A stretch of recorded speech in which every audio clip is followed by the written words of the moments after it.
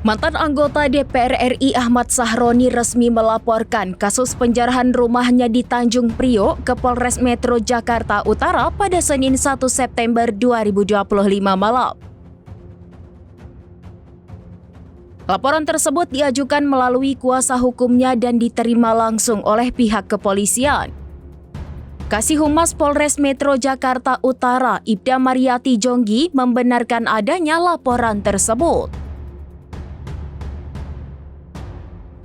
Namun penanganan lebih lanjut kasus ini akan dilimpahkan ke Polda Metro Jaya.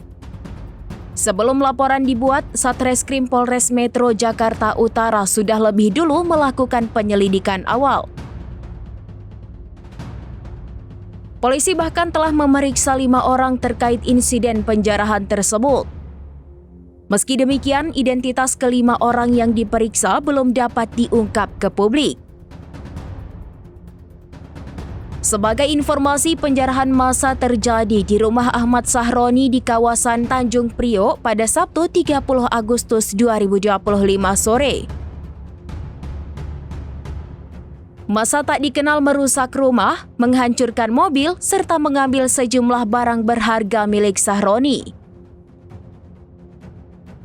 Akibat insiden tersebut, kaca rumah pecah, furnitur hancur, dan kondisi kediaman Sahroni tampak porak-poranda.